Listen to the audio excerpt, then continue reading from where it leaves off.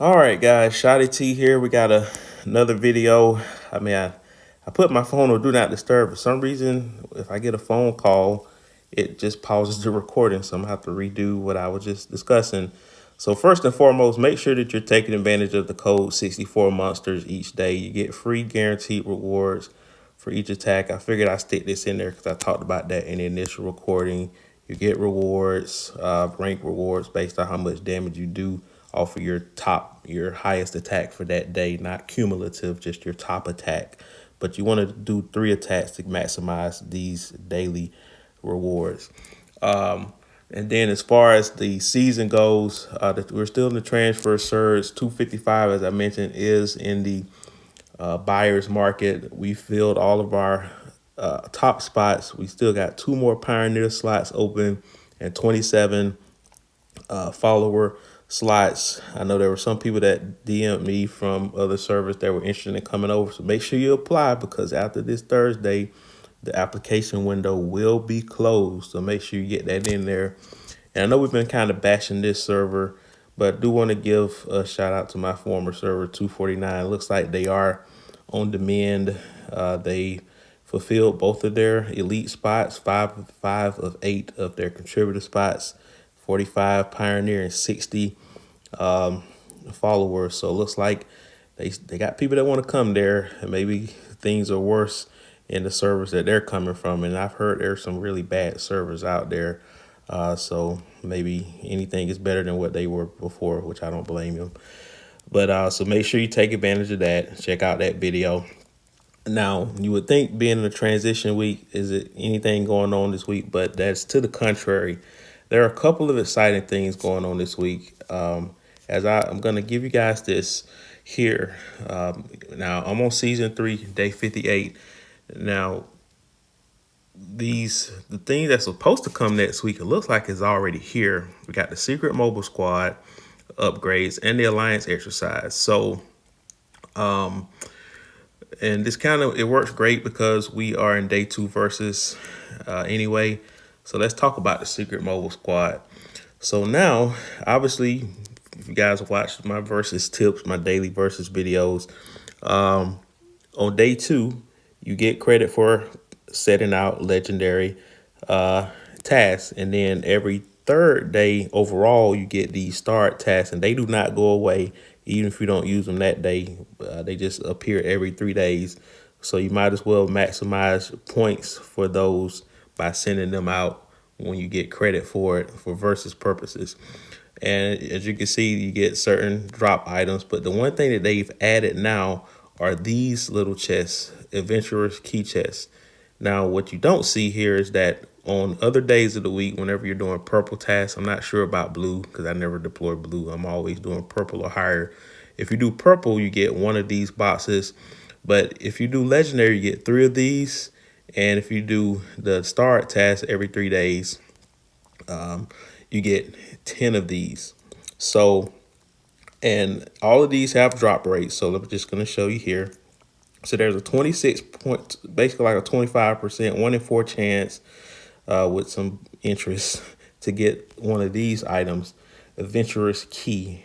And then otherwise you get these drop rates for these items below to go along with that. So yeah, and so that's for each box. So make sure that you obviously you don't want to, if you don't have the units or the refreshes to only deploy legendary tasks every day, don't do it. I mean, you want to save those diamonds for other stuff more precious. But if you got a lot of secret task refreshes, you might as well go for the gold because it looks like there's more incentive to get more of these boxes here. So now that we have enough from the boxes that we opened today, we have 8. So what's in these boxes, you ask? Let's go and see. All right, let's look at the drop rates here. So I never get why the lowest stuff is called uncommon, because what's a common chest then, you know? What is a common chest? So uncommon make it seem like, oh, ooh, special. But anyway, there's a 30% drop rate for an uncommon chest, a 30% drop rate for a rare chest, And so you get speed up, some research, and some resources for gold and some resource boxes. But it gets juicier when you get to these other drop rates. You have an epic chest, 25% drop rate. You get these overlord supply chests, the purple variety, some more resources and speed ups. And then the legendary drop rate, you get one of these gold ones, and which has better stuff and training certificates and all, and more research and gold. But then you have the mythic. This is the jackpot, 5% drop rate where you get 5 of the gold overlord chests and even more speed ups, and you actually get a training certificate. Actually, okay, that's a training guidebook and upgraded gold. So that's a lot more gold, increased research. The higher you get, so you guys get the treat of seeing the first ever adventurer chest open here. So let us see if we're gonna get lucky today. All right. So I guess we're just gonna randomly tap that there.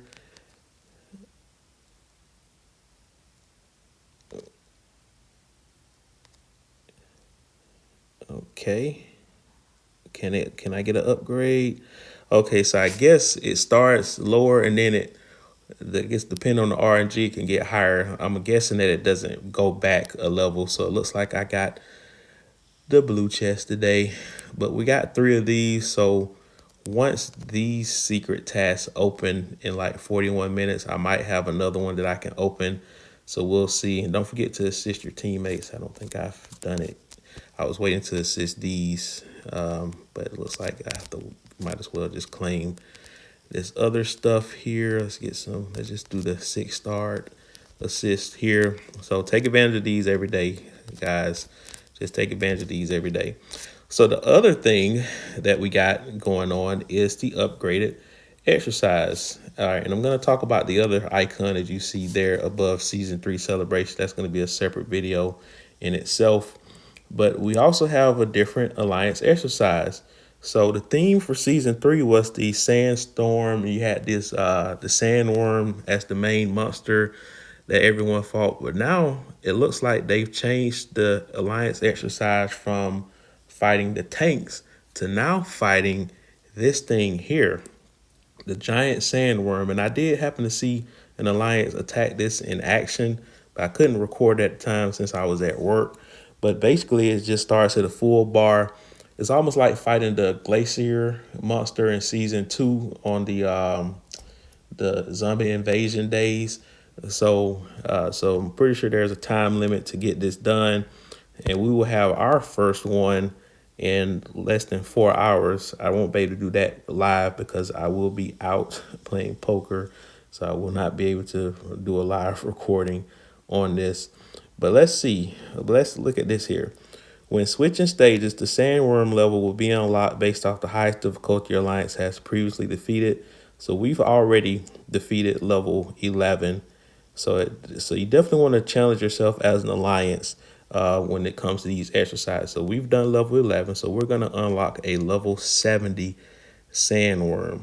Okay. Alliance members can donate resources to boost critical hit rate in battle.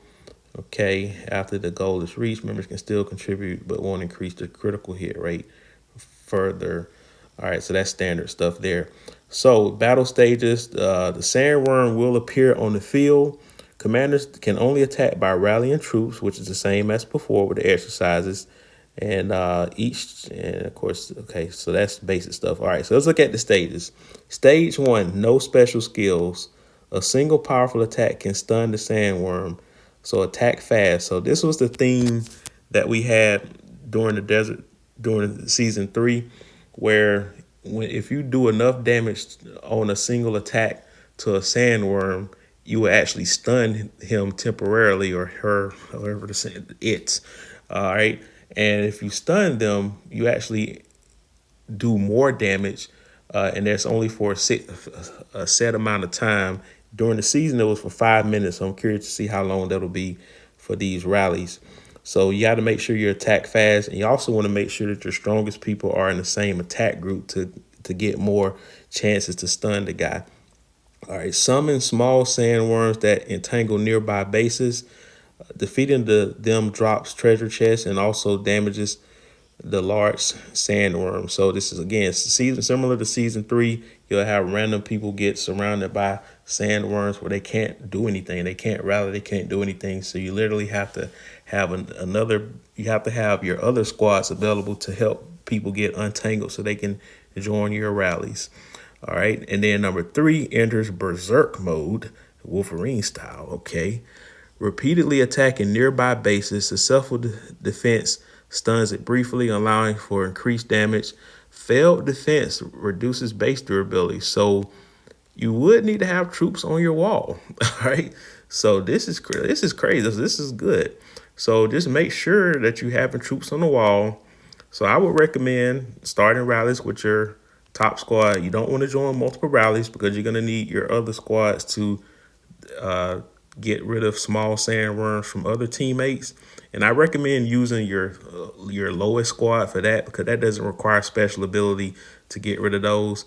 And then put your second squad on the wall to prepare yourself to defend successfully against berserk mode.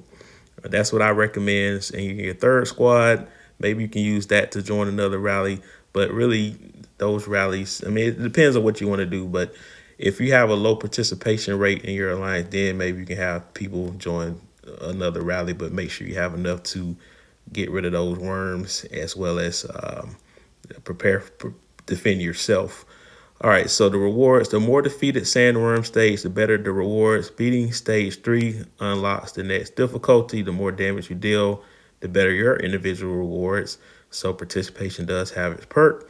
When the small worm is defeated, it drops 1 lootable chest. It can be collected up to 10 times. So there's a maximum to that. All right, so what are the rewards? Let's see. All right, so we get drone comeback EXP boost experience cards. Not much, but that's stage 1. All right, so I guess we won't know what the increased rewards are until we get to stage 3. Let's see if it shows us here. Okay, here we go. All right, so stage 3 plus. So we gotta get quite a bit of speed up, some EXP. Not really thrilled about these rewards, but that's a lot of gold though. Get some EXP. And then individually, if you do at least 3 billion damage, you get some skill chest parts. So that's an upgrade for sure. Okay. So at least it's a different change. There are some damage thresholds to get certain rewards. If you do any damage at all, you get the base minimum. And then if you do that, you get this. And then 3 billion damage or more, you get that. So yeah, looking forward to that.